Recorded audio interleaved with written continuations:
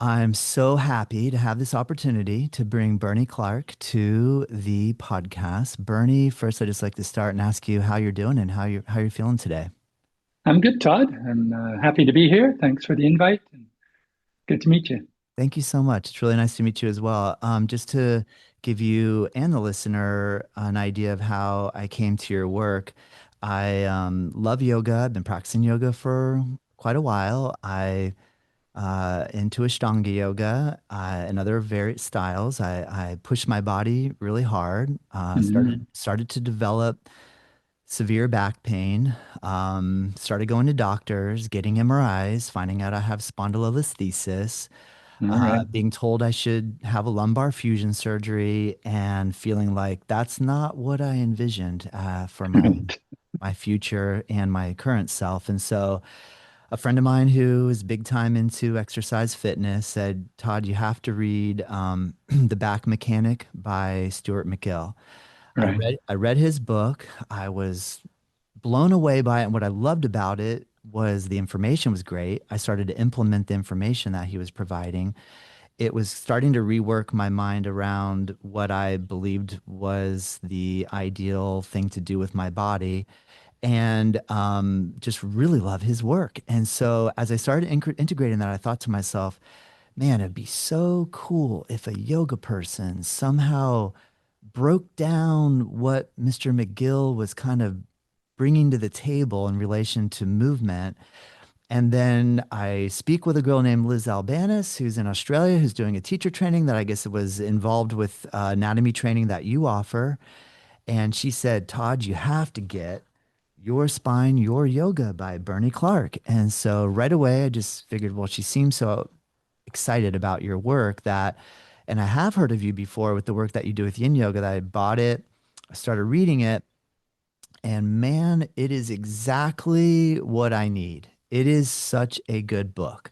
I highly recommend every single person listening to get a copy of your book.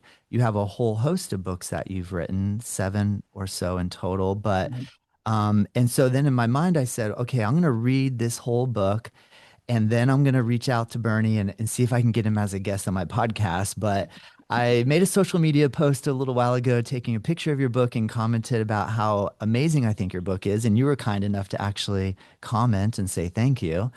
In which case, I've been able to precipitate an interview with you before me actually finishing your book. Now, on that note, there is so much information in here that I feel like I can read one page or two pages and just like work with that and digest it. And so it's not a book that I feel like I want to rush through because there's so much great information in here.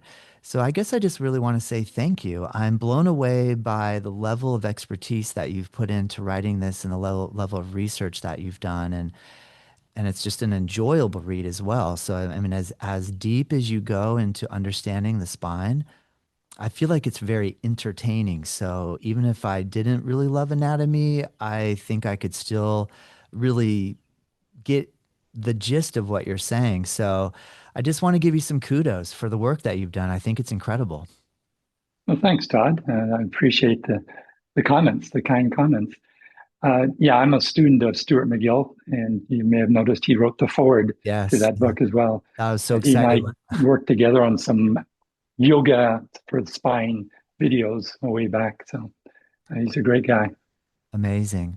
Amazing. Well, one thing that I'm finding I'm most kind of blown away by is the concept that I have or had or have and trying to evolve in my mind about what am I trying to do in my yoga practice, and having this Right. feeling that reaching deeper poses, being able to do deeper variations of poses was like my goal. And now when pain became more of a reality than what I expected, I feel like what you're doing with explaining some of these other concepts with the spine, relating it to what other exercise specialists have learned about the spine, and then looking at what we do with yoga in relation to really sometimes pushing really hard to do things that maybe are beyond Right. what's smart for the tissues in our body or what our body's doing. Can you talk a little bit about how you came to this realization and how this has evolved for you over time? Well, sure. And first, kind of got a glimmer of this. Like you, I was an Ashtangi. I'm a type A yogi, A for Ashtanga. And I also started to hurt myself by pushing myself through it. And in the early days, the goal of Ashtanga, at least the way I was practicing it, was you're in first series, the goal is to get to second series.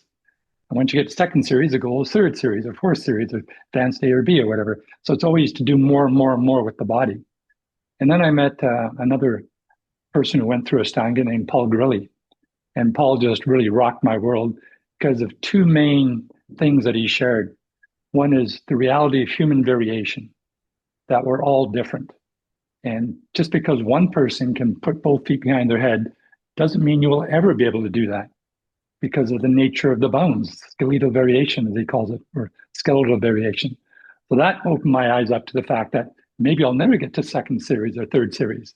Maybe the trying to get there is what's actually causing pain. Like I blew out both my knees, tore my meniscus, trying to do the various versions of lotus pose. And my hips just don't allow that. But, you know, just practice always coming. So you just push through the pain, and eventually you get there. It says in the Hatha Yoga Pradipika that lotus pose is the destroyer of all disease. Well, in my experience, it's the destroyer of knees, not the destroyer of disease. And I personally went through that. So I can Yeah, kind of relate yeah, to what you said about your back. If you're yeah. trying to do the deep drop back to wheels and you happen to have a spine where the spinous processes are fairly large, there's no way you're ever going to be able to do a full extension there. This is what Stuart calls a kissing spine. Other people, they've got spines that are quite different. The space between the spinous processes is quite large, so they can do a lot of back bending before they hit. Now, yoga is not going to change this person into this person. It's just the nature of the bones are so different. So Paul Grilley's explanation of skeletal variation really woke me up. And then the other big thing is what stops me? Why can't I go into a full deep back bend and grab my ankles? Now, the answer, as Paul pointed out, this is back in the early 2000s, late 1990s, is either tension or compression. You may have tightness in the front body. Maybe the muscles are tight or the ligaments are tight or whatever, and that's preventing you from going further. But at some point, once you work through all that tensile resistance, what's going to stop you is bone on bone compression. So a typical yoga journey may be you first come to a class and you're trying to do a little cobra and you can barely get your chest off the floor. That may be tension. And over a few months and years, you start to go higher and higher and higher. But at some point, now you're starting to feel it in the lower back. Now you've reached the point of compression, bone on bone compression. And there's no way to go around that. The spine really can't go around that point. So if you're not paying attention to what sensations you're generating during your yoga practice, you may never know that you've actually reached a physiological limit. And now you keep trying to do it. Now you're just asking for damage. That vertebrae may start to slide forward, spondylolisthesis. You may break the restraining bones here, the facet joints, and now there's no restriction. And that's because you just continually pushed the bones into the bones and you just basically broke everything. So these two facts that Paul really woke me up to, human variation and tension and compression, that then changed my whole yoga practice. It changed the way I viewed alignment. It changed the way I viewed intention. It was just kind of life-changing for me. Amazing. For those of you that are listening, I can see if you go to our YouTube channel, Bernie is holding up different models of the spine. So you're giving me visuals, but you're doing a great job of Mm. explaining everything verbally as well. So I think everyone listening can really get what you're saying.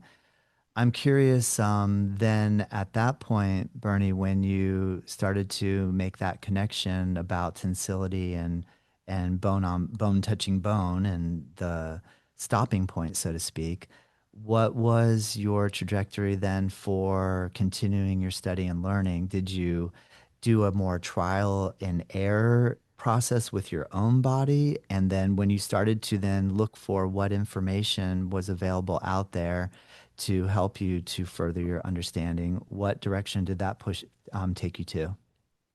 Yeah, so when I first met Paul, it was around 2004, 2005. This just fascinated me. So through his teachings and some other pointers he gave me, I started to get much more into the inside of yoga. And in yin, he says we're targeting the deeper connective tissues of the body. And that opened up the whole world of fascia to me. For the next 10 years, I just started to get into anatomy and fascia and why exactly do we even have tension? Where is the tension? What stops me? If it's muscular tension, okay, I can feel it in the muscle, but sometimes it's not the muscle at all. It could be tension in the tendon, it can be tension in the ligaments, it can be tension in the fascial boundaries around the joint capsule.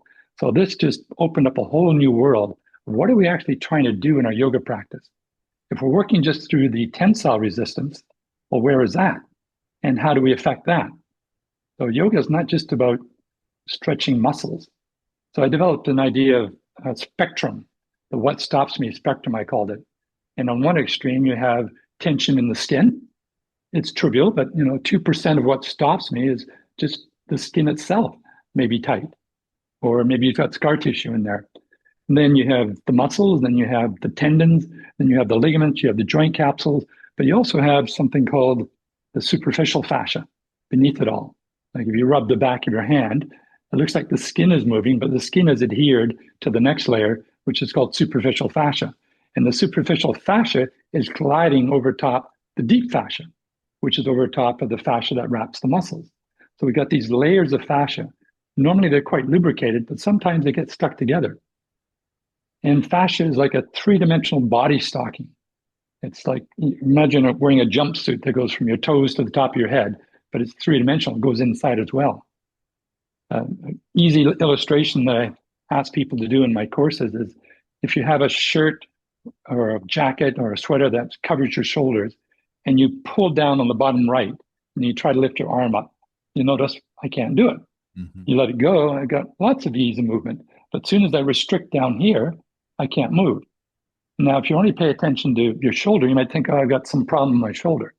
But what's stopping you was some restriction lower down. And that's our fascia. Our fascia is continuous throughout the whole body. Now, we give it different names, and that might sound like it's different. Like in the upper arm, it's called the brachial fascia. In the forearm, it's called the antebrachial fascia. And that becomes the pectoral fascia or the thoracolumbar fascia, down to the fascia latae and plantar fascia. But it's actually all one. And if you have a restriction in one place, like maybe you had an appendix taken out or a C-section, now you got some scar tissue there, and now it's stopping you from moving your shoulder. Mm-hmm. So what stops me? Well, it's not your deltoids. It's not your pectorals here. It could be the fascial thing. So I just started to investigate all this stuff with clues from Paul and going to fascia conferences. And I kept nagging Paul to write the book. I wanted a book that would explain all these variations and what stops me. And he said, no, I'm not into doing books. I'm into videos and courses and stuff. So I said, you do it. So I said, no, I don't really want to do it. You're the expert, Paul. You do it. Yeah. But by 2012, I realized he wasn't going to do it. So I just decided, well, this is a great way to learn. Wow. So in 2013, I started my journey to write this book I had in mind, which turned out to be 3 books. I just wanted to go through the whole body. I started with the lower body, then the middle body, and then the upper body, and became this trilogy of your body, your yoga, your spine, your yoga, and your upper body, your yoga. And it took me 8 years to research all that and document all that. So basically what you've got in these books is my PhD thesis, if you will. Wow.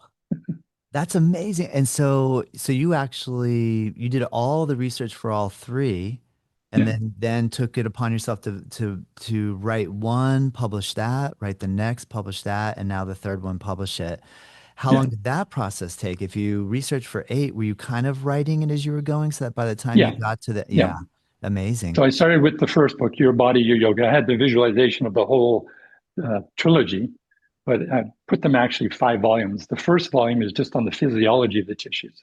Like what is fascia, what is bones, what is cartilage, and how does water play a role in here? How does the nervous system play a role? So the first volume, which is the first half of Your Body, Your Yoga, it's just the physiology of the tissues and how do tissues work. And then the next 3 volumes are all on different parts of the body. So Your Body, Your Yoga is from the hips to the feet. And then the second, Your Spine, Your Yoga is the actual body, including the lungs, if you will. And then the fourth is your upper body. So it's the shoulders, arms, hands. And the fifth is an overarching look at proportions. and how the length of your arms versus the length of your legs is going to affect what poses you can do and how you do them. Or the Yes. length, something called the Cormick index. I said this once in a class. I noticed a woman had a very small Cormick index, and she thought I said karma index. She's like, oh, I've got a small karma index? No, not karma, Cormick. And that is basically your sitting height divided by your standing height. Mm. Now, if you have a very tall torso, it's going to be kind of hard to do some jump throughs. If you have, sorry, easy to do jump throughs. If you have a short torso and long legs, it might be harder to do jump throughs. Yes. So Yes. your proportions, like how long your arms compared to your legs, how long is your shin compared to your thigh, how long is your arm compared to your neck. Some people will never be able to do headstand because their arms are just shorter. They Yes. can't get the arms above the head. Other people can easily do it. But these people who can't do it, and they're thinking there's something wrong with me, they don't realize it's simply a proportion. You just have to have short humeri. So Oh, that's the fifth volume of the book. It's just looking at proportions and symmetries and asymmetries, nice. and how the left side isn't the right side. We're asymmetric. In relation to symmetry, how much of yoga and this idea that we have that I'm going to attempt to achieve perfect symmetry, and I know the word perfect is a loaded term, Right. but it's a word that I think kind of encapsulates like this idea of like I'm gonna get completely balanced on both sides to match up. How realistic or unrealistic is that, in your opinion? I don't think it's realistic at all. And I think it's a false goal to have to make your left side versus your right side. Just think of it in real life. You're probably right-handed or left-handed. If you're right-handed, your right arm is stronger than your left arm. Does that make you only work your left arm when you're working it with weights? I'm never going to use my right arm because I want my left arm to be equally strong. Think Yeah. of a tennis player. He's always serving with his dominant arm. A pitcher is always throwing with his dominant arm. Should he always also work the other arm? Should you spend just as much time serving with your left arm as with your right arm? No. We master one thing because we become really good with it, but it doesn't mean we're unbalanced. I think the word you really want is not symmetry, but balance. I am asymmetric. Now, one arm is always a little bit bigger, a little bit longer than the other arm. One leg is always a little bit shorter or longer. Now, sometimes it's dramatically longer, and you'll have to accommodate that, maybe with some orthotics or whatever. But just these little asymmetries, they don't really matter in life except you just try to balance yourself. Yeah. Yeah. I was once told that if you can't do the eagle arms, or sorry, the clasping the hands behind the back in Gomukhasana, if you can clasp with your right side, but you can't with your left side, you shouldn't do it on your right side. You should only do on your left side until they get balanced. Mm. Well, to me, that's flawed thinking. One arm is always stronger and less mobile than the other arm, but that's life, and you just learn how to deal with it. Yeah. But why would I penalize my right side just because my left side can't do something? I want both sides to be kind of optimal. So I work to what I can do on both sides, even if they're not the same. Great point. When people are coming into your room with questions about pain, and I know these are difficult questions for me to ask you because every single situation is Yeah. going to have a unique set of circumstances to build up to a situation. But in general, if someone's coming in with pain with the idea that bringing symmetry in will be the answer to fixing the pain, what is a common thread that you find with that way of thinking, and is there a way to approach or change that way of thinking to potentially help improve the pain? Well, you're right. Pain is a very complicated topic because it could be caused by some physiological problem in the body, but often we'll have people with physical damage in the body and they have no pain, and people who have pain that have no physical damage in the body.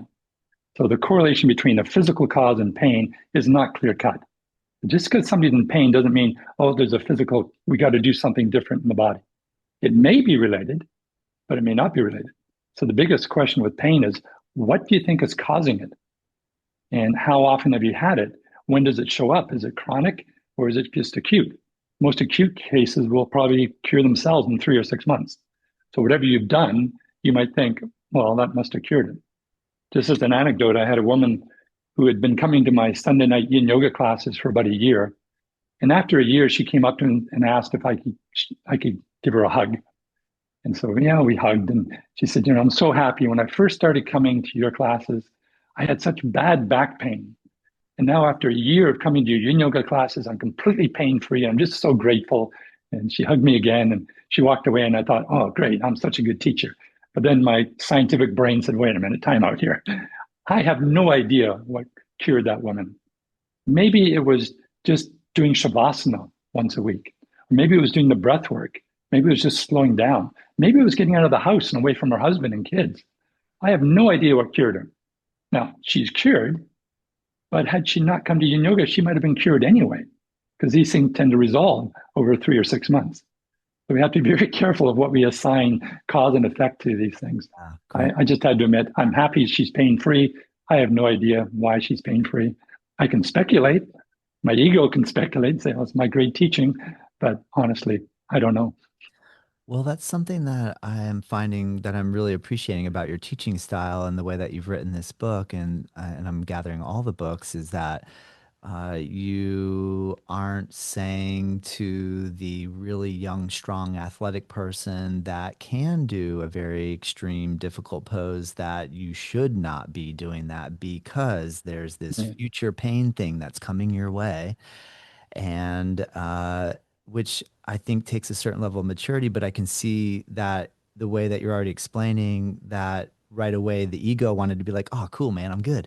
But then the Yeah. scientific side said, "Wait a minute, let's really analyze this." So Right. I think that's really important. Do you feel like that's lacking in our yoga community in certain circles? That sort of, I mean, again, I know these are tough Yeah, questions. not Yeah. necessarily deliberately. I believe all the yoga teachers I've ever come across really do have their students' interest at heart. But I think some of the ways we've been taught, like I had to unlearn many of the ways that I was taught originally in my initial 200-hour teacher training. After that, I would just say things because that's what my teacher told me. It wasn't until I met Paul Grilley, like 4 or 5 years, 7 years later, that I started to question a lot of these just standard cues and alignments that I was offering. Like I used to love to collect alignment cues. But another thing I noticed I was doing was giving out nocebos. Now, most people have heard of placebos. Placebo is if you say this medicine is going to be good for you, the body acts as if it's good. Well, there's a flip side to that, a nocebo. If you say this is going to be harmful, then often people will make some self-harm out of that. So I was in the position where I'd put somebody said like in a warrior two pose, where the knee is pointing over the second toe, not the third toe, has to be right over the second toe. The back foot has to be turned in exactly 75 degrees. The thighs should be horizontal. So I had all these beautiful cues. And then when someone would do something, well, it doesn't feel right for me. I want to be a little bit over here. And I would say something like, oh no, if you keep doing that, eventually you're going to destroy your knees. That's a nocebo. Mm, I have no evidence of that. hmm. There's been no studies of knee damage in warrior pose if the alignment's slightly out. That was just a rationalization that I would give to justify my alignment cue. Yeah. And then I met Paul Grilley. And I realized some people, their feet are naturally turned up because of something called tibial torsion. Every long bone has a twist.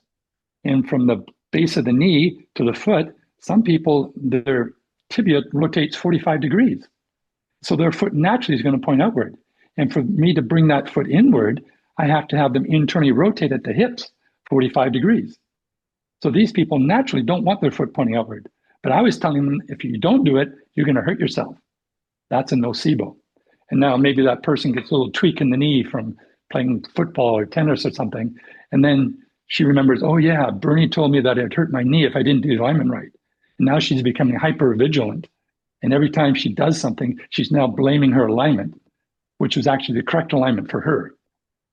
I just couldn't see it because I didn't realize human variation, that she is unique, she is different. And for her, her alignment might be with the foot outward in warrior pose or down dog or mountain pose. So I would say these things and I might actually be causing problems. So we have to be very careful of our cueing, our language to not imply that this is going to be bad for somebody. It might be, like you say, a very strong, flexible young person can drop back to wheel, grab their ankles, come back up again. They can do that over and over again. No problem. But if you're a 6'5" linebacker for the Seattle Seahawks, you're probably not going to get away with that. Maybe you could do it once, but Yeah. do it 108 times every morning. you are going to destroy your spine. So Mm, just because it works for one person doesn't mean it's going to work for another person. It depends on the nature of your body and your biography, your history. great point, Bernie. I like the way that you point that out. In relation to having a student that is striving really hard to achieve something in a posture, is claiming they have pain in their body, and your intuition and or years in the saddle expertise of watching and paying attention and noticing cause and effect, and you see that maybe what they are doing is causing potentially causing that pain.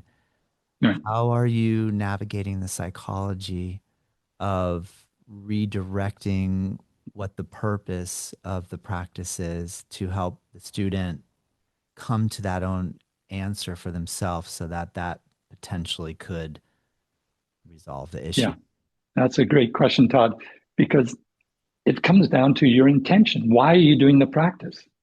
What is your goal? And people come to the mat for a lot of different reasons.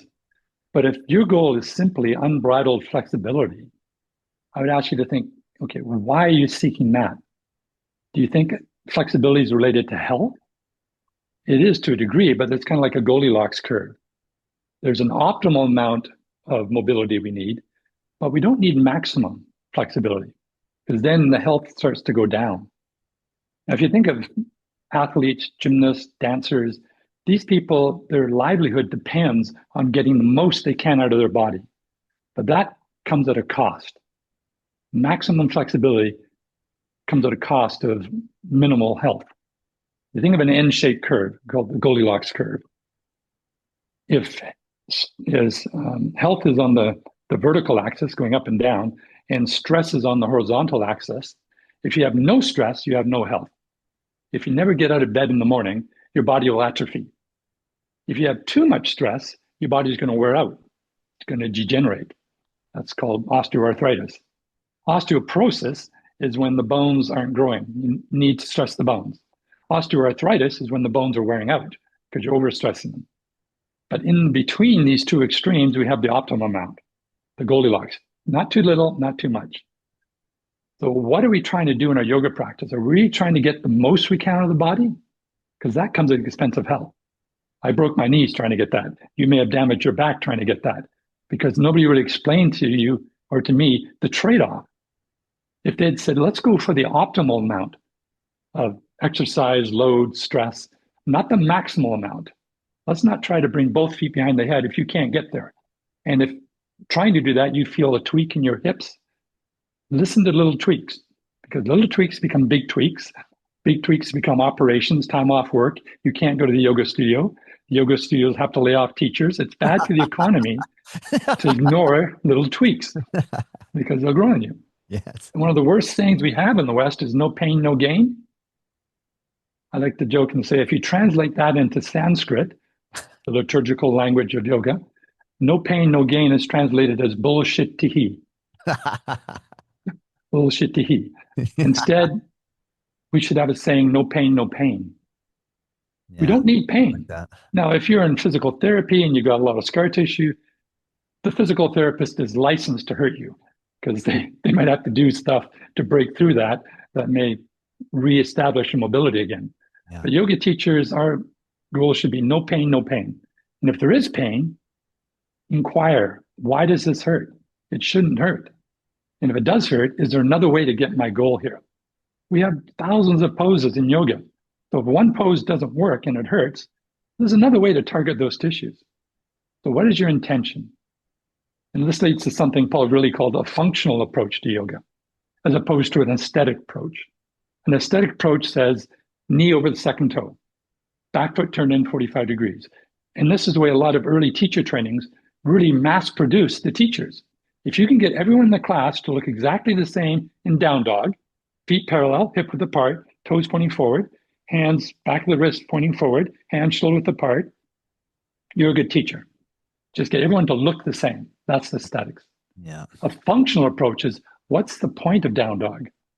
Why are you putting your students in down dog? What do you want them to get? maybe some lower body lengthening, some upper body strengthening. Well, if that's the goal, do you care where the feet are? Do you care where the hands are? Instead, why not ask the students, what are you feeling? Now, usually when I ask a student that, they'll say, fine. And that's answering a different question. I'll say, I'm glad you're feeling fine. I didn't ask how you're feeling. I asked, what are you feeling? So we have a targeted area. If you want, you can look at yoga as intention. So if you put somebody in, say, I don't know, Gomukhasana, we're targeting the hips. The hips are externally rotated, adducted, adducted, and flexed. So we're doing these three movements of the hips to try and mobilize the hips. And then we can ask the student, what are you feeling? If they say, I feel really stuck in the hips here. So, okay, good. No, the area we're targeting is the hips. So what exactly are you feeling there? Is it burning, stabbing, electrical, tingly? We don't want those. Those are signs that the tissues are on the verge of being harmed. But if it's just a tugging, well, maybe there's something in the back of the gluteus maximus that's getting pulled because now you're doing this adduction with flexion. And that's a great way to stretch out the piriformis or some of these other tissues. And if that's our intention, the pose is working. But if you're saying, I'm really feeling this in my knees, well, the knee is not a targeted area for this pose. So let's modify this pose. Maybe we'll come into a square pose or a butterfly pose. Now see if you're feeling it in the targeted area. So this is the functional approach. Forget what it looks like. Who cares what it looks like? What does it feel like? What's your intention? And then you pay attention.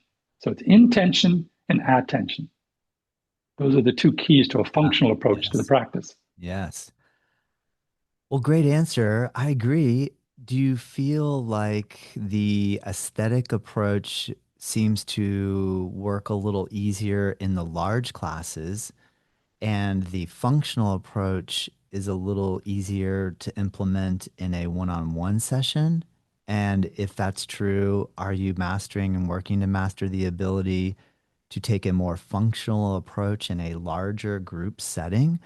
How are you structuring the way that you're disseminating, sharing information with your students?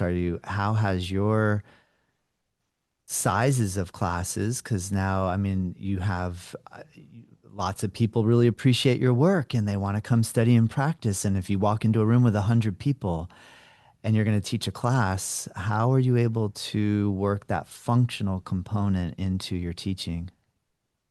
Well, I think for a beginning teacher who's just newly minted out their 200-hour certificate, what you said is true. It's probably easier to teach aesthetically 20 people than to functionally teach each one.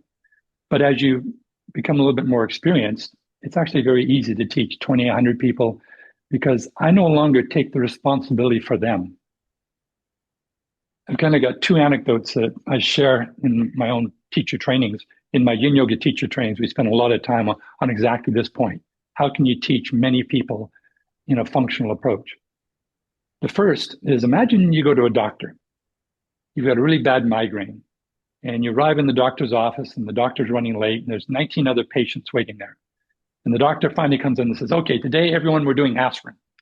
Aspirin, aspirin, aspirin, aspirin, aspirin. And beside you is a woman who's 6 months pregnant, and she thinks, aspirin? Is that safe for my baby? I just don't know. And beside her is another one with asthma, and they're thinking, aspirin is not going to do anything for my asthma. And beside you on the other side is a guy with an ulcer, and aspirin's going to kill my stomach. But the doctor says, no, no, we're all doing aspirin today. Now, chances are you wouldn't go back to that doctor. You want a doctor who will sit down with you, get to know your situation, your background, your biology, your biography, and then come up with understand what your issue is, what is your intention, why you're here today, and then come up with a way that will work for you. But now imagine you go to your yoga studio. You go into a class, there's 19 other students.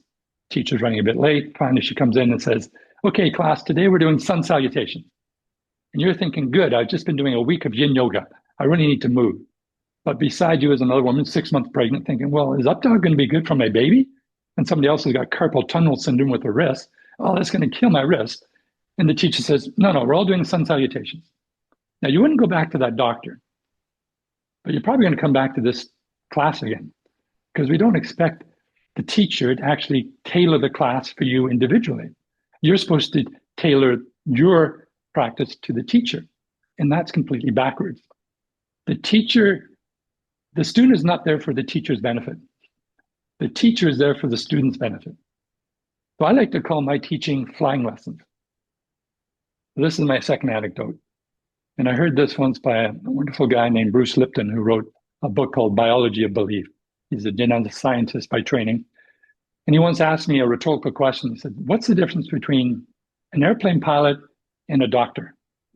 And immediately I thought about 1,000 differences, but it was a rhetorical question. So before I could answer, he said, by law, before a pilot can start up the plane and taxi away from the terminal, she has to go through a whole checklist of material. It used to be in a book, and now it's on an iPad sort of thing. But there's hundreds of things they have to check before they'll start to fly. And also by the American Medical Association and the Canadian Medical Association, there's a checklist that doctors are supposed to go through every time a patient comes in to see them. But the doctor's only got 10 minutes. So they throw away the book and say, okay, why are you here? They don't do all the background checking. The difference between a doctor and a pilot is the pilot is on the plane with you. Think about that for a moment. It's in the pilot's best interest to Yes. make sure that plane is going to safely take off and land. Yes. The doctor is not on the plane with you. Now, I don't mean this to cast any aspersions on the intentions of the doctor. All my doctors that I've had throughout my life, I really felt had my best interest at heart. But I'm the one on the plane. I have to take responsibility for landing the plane safely. Yeah. Doctors, accountants, lawyers, yoga teachers, they're ground control. They may know more about your body than you do, but you're the one on the plane. You Yes. have to decide what's right for you. Yes. So I give flying lessons. I'm trying to explain to my students how their planes work, how to read the dashboards. What are you feeling is the question of how much fuel have you got? What's your airspeed? What's your communication setting? How are your ailerons set? What's the rudder like? You have to figure that out. I can't tell you. I can't tell by looking at you whether you'll ever be able to do lotus or not. But I can give you some instructions so that you can pay attention to what your knees are doing. How are your hips doing? So when I teach 20 people, it can be just the same as teaching one person. I will start with an intention. Okay, so in this pose, we're going to look at hips, or in this pose, we're going to look at the shoulders. So if I do down dog, first time, I got a whole bunch of people, I don't know them at all. I don't know what conditions they've got. I'll have them do a number of different down dogs. So we'll do some sun salutations.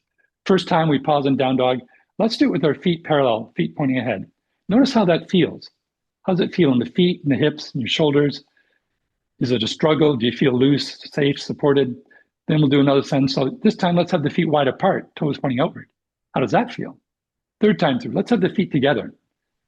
Maybe the toes pointing inward. So we can do all these variations, feet in, feet out, feet narrow, feet wide, and you decide what feels appropriate and safe for you. Next time we'll do the same with the hands. Where should the hands be? I don't know. Some people love it, the hands shoulder width apart. Some people need the hands wide apart. Some people like the fingers pointing inward, outward. It depends on the twist of the bones, the shape of the hip sockets. Everyone is different. So if I just go through all this and I give everyone these variations and have them decide what feels appropriate for them, they're learning what their plane can do. And a 747 is not going to do what a Cessna 150 can do. Two very different planes. And if somebody's got a fighter jet, okay, let them do the high speed Mach stalls and loop the loops. But the 747 is not going to do that. The Cessna is not going to do that. So my job is just to help them discover what their body can do. So I don't use aesthetics. I don't say everyone look like this. Instead, we do this, we play with it, we experiment. Try this, try that. What's your intention? What are you feeling? Amazing, Bernie. Yeah, great answer. It's so true. And thank you so much. That's really good insight.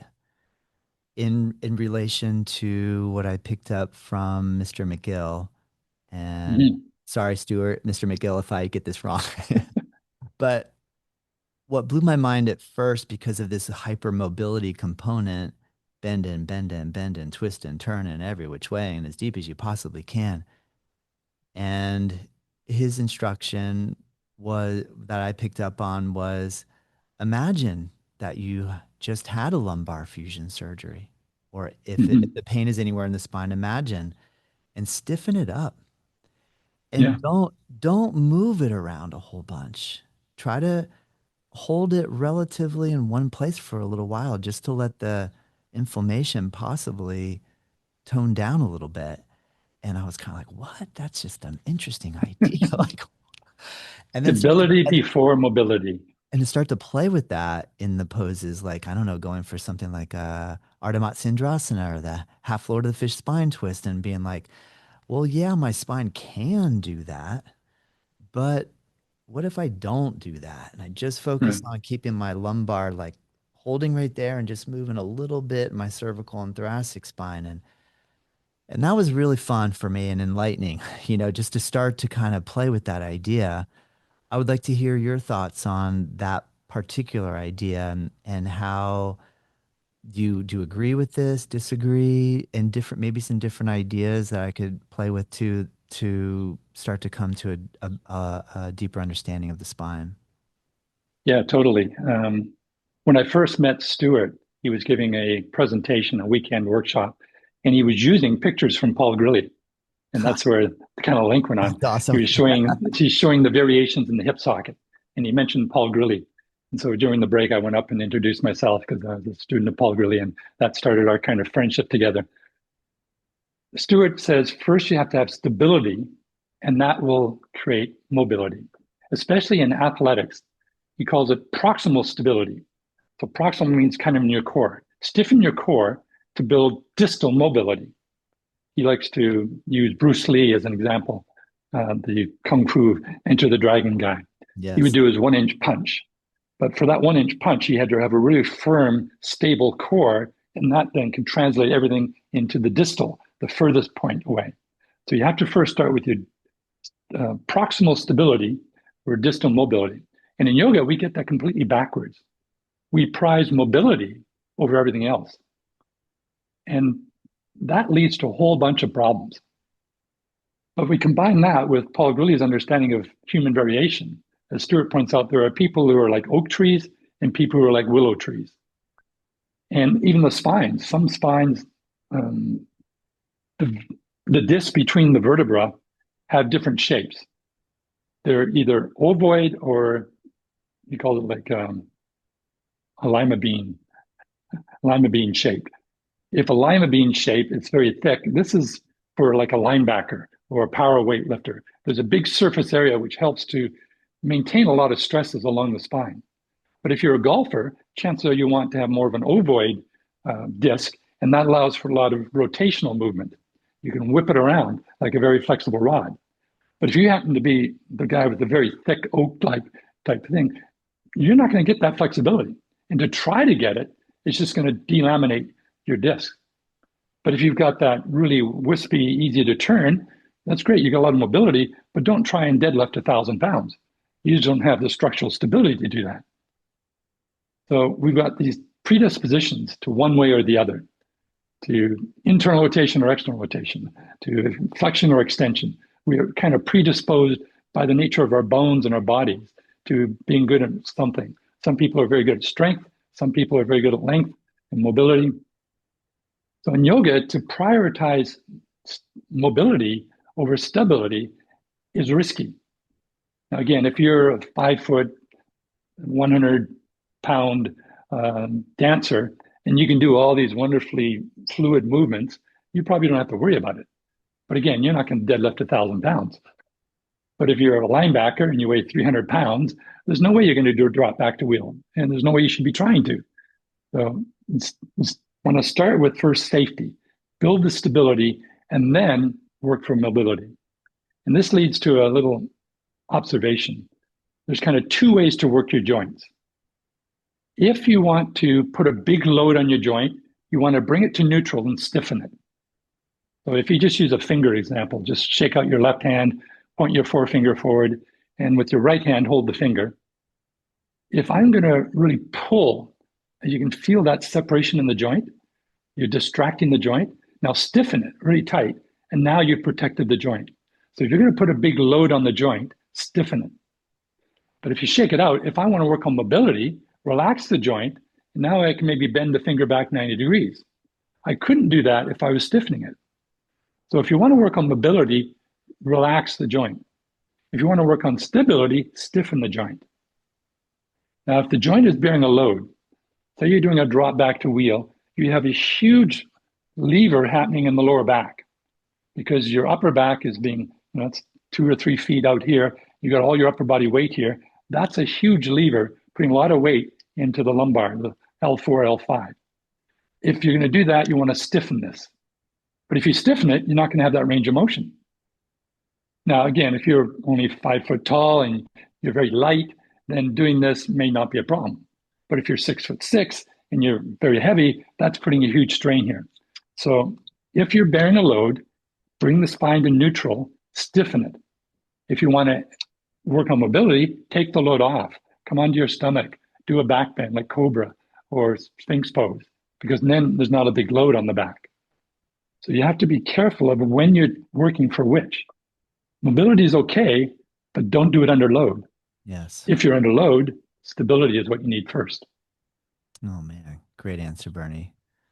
Thank you so much.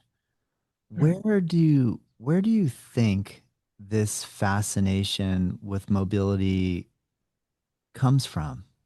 When you investigate your own experience with entering into the yoga world, Ashtanga yoga, pushing from first to second, trying for this, for that.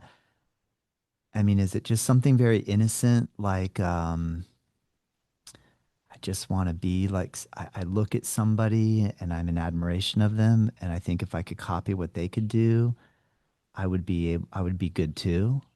Where do you, I mean, I know this gets a That's little, part of it. There's a competitive atmosphere. yeah, Like I'm a type A personality, so I'm very yeah, competitive. When yeah. I went to Ashtanga, I saw all these people doing second and third series. Oh, I want to be able to do that. I want to be like them. But also, I point to the 1960s when Mr. Iyengar came up with his book, Led on Yoga. There's some like 250 poses in there. Some are very advanced poses. All the previous books had simple things like Ardha Mandrasana, just easy little twists, and forward fold, Paschimottanasana, Janu Sirsasana. And these older books, they may have had 40, 50 poses, but there wasn't dropping back to wheel and grabbing the ankles and all these amazing things that Iyengar could do. So I think that created a desire in people to be like Mr. Iyengar. Let's start to work towards that. And so again, we got into this aesthetic. We got away from what was the point of yoga. If you look at in the earlier text, asana was always a very small part of the yoga journey. Think of the yamas and yamas. Just one phase is asana. You got 7 other steps. But as time go on in the 20th century, asana became yoga. And we forgot about all this other stuff. And so asana became an end in itself. And the aesthetics of the asana became a goal. And what people don't realize is Mr. Iyengar was hurt for months and months after doing all the photographs from Light and Yoga. Oh, wow. I And didn't know looking that. back decades later, he said, I now see, looking at that book, where all my injuries came from, Wow. all his lifelong injuries, because he was forcing himself in these extreme poses that just wasn't appropriate even for his body. Yeah. So I think that just came through this whole, I want to be like that person. And Mr. Iyengar's book started to valorize all these advanced asanas, which That's really is not the point of yoga. That's so interesting too, because I feel like there's this sense of wanting to somehow beat death. And if we see an older person doing a headstand in a black and white photo, we think, well, if I could be like that yoga person, I'll just be strong and flexible and super healthy and have no problems in life, and I'm going to live to 100 plus. And Right. it's so fascinating to me. That's where kind of where I came from. I remember seeing a picture of him thinking, I want to be able to be old and like that guy. But then you tell me the backstory of like he was injured for months after that, after Yes. doing all this. That's fascinating, right? Like that's so I guess we just have to look a little deeper. Or maybe that's how we start. We start superficial and we start going in a little deeper. Yeah. And we learn from our mistakes, hopefully. Yeah. Yeah. And we say, well, that doesn't work for me because everyone's different. You're not a Iyengar. And he called in his book Headstand the king of the postures and Shoulder Stand the queen of the postures. I don't know if you finished reading my book, Your Spine, Your Yoga, but I have sections on both those. And I call them high risk, low reward poses. I include in there lotus pose. You can get the same benefits with legs up the wall. Now, I used to do a lot of headstands too because it was part of Ashtanga.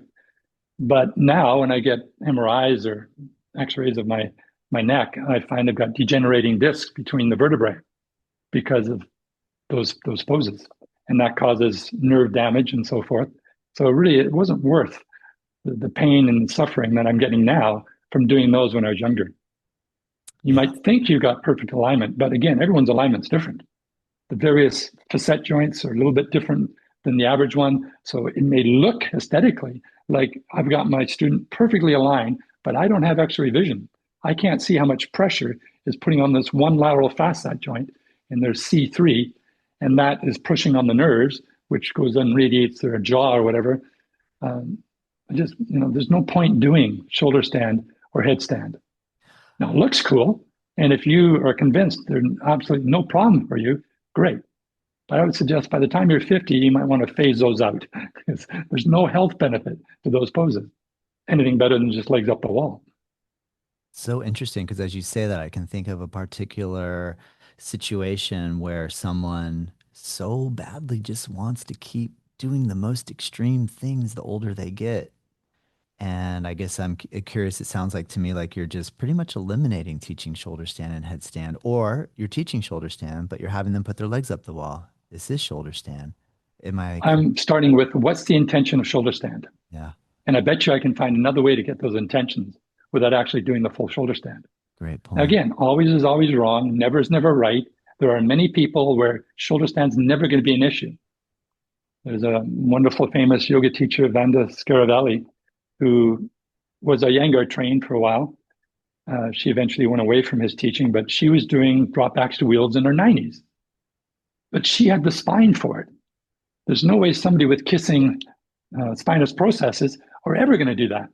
And some people, they're missing the spinous process. It's a variation of a condition called spina bifida, where this spinous process, if you reach back and feel the bumps in your back there, that's the tip of the spinous process. Some people don't have them. They're missing one. And they can fold their spine right like 90 degrees in that one spot because that bone is missing. They can do it. And maybe they'll always be able to do it. But that doesn't mean they should do it. Just because you can do something doesn't mean you should do something. Again, back off. What is your intention here? If you always rely just on one joint, Stuart McGill calls this a hinge. If you look at people, and that's over time, as you become more used to looking at students, you'll notice that the spine is not nice, smoothly curved. You might notice there's a discontinuity in that student. And like they got the lumbar is like this, and then the thoracic's like this. There's a right angle, right in that one spot. Maybe L1, T12. Maybe it's just the nature of their spinous process. It's short, or there's big space there, or it's missing. And they get all their back bends just in that one spot. And that could put a big load into that one spot as well. So, yeah, it always comes back to what's your intention? Why are you doing this? Yeah. And if it's just aesthetic, great. A dancer, a gymnast, how they look is very important. And it's a very competitive field. So you're going to have to get the most you can of your body. But some of the most broken bodies you'll ever find are retired dancers, retired gymnasts, retired athletes, because they ask so much of their body through their short career that they basically destroyed those joints Yes. for the rest of their life. Can I ask you, Bernie, what is your intention in your yoga practice today? Basically, for me, it is to maintain, to me, health has got three axes, three orthogonal axes. There's strength, and for that, I'll use resistance training, swing kettlebells, do body weight push-ups and pull-ups. There's endurance, how good your cardiovascular system, so running up and down stairs, playing pickleball, doing some sort of sports, and there's mobility. So I got three orthogonal axes. For my mobility, and I should say mobility to me is a combination of flexibility. Flexibility is your range of motion. Mobility is your ease of motion. And like a simple test, can you sit cross-legged on the floor and get up? How easy is that? That's a measure of your mobility, which comprises your flexibility, but also your coordination and your strength. So I try to maximize all three of these, or sorry, optimize all three of these. Now, yoga is not what we do. Yoga is how we do what we do.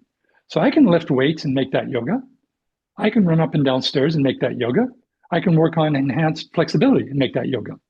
So for my flexibility practice, that's my yin yoga. For my strength and endurance, I can do sun salutations and things like that, but I plateau. I found with Ashtanga, you may have gone through a similar cycle, Todd. When I first did it, I couldn't believe how hard it was. After a year or so, it wasn't kicking my butt so much. I plateaued. Well, if you want to get further, you're going to have to use weights.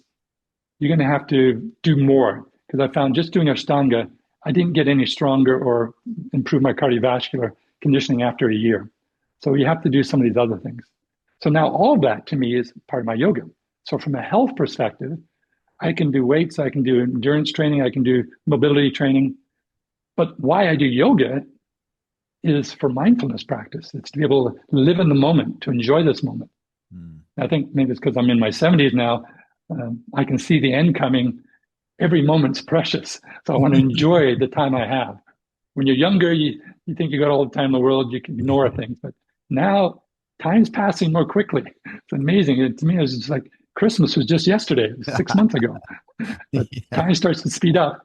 So my yoga practice to help slow me down. Nice. Oh man, great answer, Bernie. Thank you so much. I know we scheduled an hour together, so I really want to be respectful of your time. But can you talk a little bit about, I mean, to me, listening to you, it just seems that it's imperative as yoga practitioners and teachers, especially, that we study anatomy. Can you tell us a little bit about, if we want to study with you, what some of the options are beyond reading your books? Your books are absolutely incredible, and there's so much to be gained from that. But what are other ways that we can study and practice with you? Well, you're right. The books are kind of an intro to it, but I mean, you're kind of unique, Todd, that you're actually reading the book cover to cover. To me, it's a bit like a textbook or a reference book. I tried to make it easy, but there's a lot of hardcore anatomy in there. So I can imagine most people picking up and their eyes start to glaze over. So don't Yeah. think that you have to read the whole thing cover to cover, Yeah. unless maybe you're having trouble falling asleep at night and you need something just to set you away. So the books are an intro and basically just flip to the chapter or the section that you want to. I really want to look at the sacrum today. What is nutation? I want to look at that. I want to look at the scapula. So you can just use that as a resource. Yes. And then on my website, yinyoga.com, I have links to trainings that I offer. I'm currently on a sabbatical for this year. I'm not offering any live trainings, but I do have on-demand, online trainings. I have the 50-hour yin yoga teacher training in which we cover a lot of this, how to teach functional yoga. But I also have a specific 40-hour course called Functional Anatomy for Yoga Teachers, where I get into real nitty-gritty detail. So I basically walk through the three books in detail, showing you with a class of 20 people, showing you how people vary from side to side, and using things like this is called a goniometer. If you can't see it, it's a protractor with two arms on it, and it measures your angles and how much tibial rotation you might have, or anteversion of your hip socket you might have, and why some people they can lie down in shavasana and their feet are straight out to the side. Other people, their feet are pointing straight up. Why are these variations happening? And what does that mean for the yoga practice? So, functional anatomy for yoga teachers is another very detailed course that I have. And then I have weekly online classes as well, where I kind of talk to some of these things during the actual yin yoga practice. Amazing. Well, thank you so much. I mean, I didn't realize you were on a sabbatical, so thank you for taking time to speak with me today. I really appreciate it. This has been an honor. I've been looking forward to this for when I know we scheduled this a little while ago. So I've been really excited about this moment and to get a chance to meet you. And I really appreciate you sharing all this information in such a kind of fun way and relaxed way and keeping it, lighthearted. But yet, yes, your books do go into some the nitty-gritty details, which are just absolutely amazing. And so I'm so grateful for you taking the time to do that. I can't imagine the amount of work. I mean, I do believe 8 years, you're not kidding around. Like that was like Yeah. a serious amount of effort. Just a real kind of slightly funny story. I was excited about this interview. So I was teaching class the other day. And so in the room, I said, everybody, I'm reading this book and I'm getting ready to interview Bernie Sanders, and I didn't realize that I said Sanders, and everyone started kind of looking at me, kind of like, What?" And I'm like, "Oh no, I mean Bernie Clark." I'm like, "No, you guys," and everyone started cracking up. So, you know, uh, You're not the first to have called me Bernie Sanders. all right, it just slipped. It just slipped there. But Yeah. Mr. Clark, thank you so much for taking time with me today, and I really appreciate it. Well, thanks for inviting me, Todd, and good luck with your practice, with your studio, and hopefully the weather down in Florida is treating you nice. Thank you so much. Thank you.